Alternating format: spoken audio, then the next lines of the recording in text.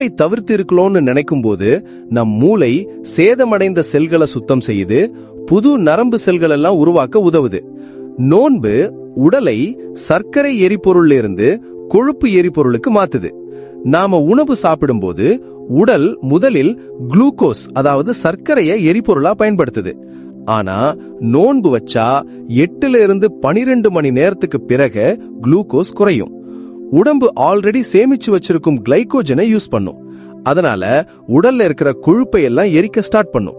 இததான் கீட்டோசிஸ்னு சொல்வோம்.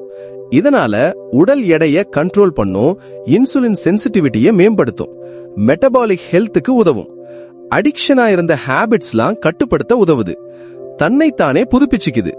2016ல ஜப்பான் விஞ்ஞானி ஒருவர் ஆட்டோபேஜிங்கிற செயல்முறையை பத்திய ரீசர்ச்சுக்கு நோபல் பிரைஸ் வாங்கினார்.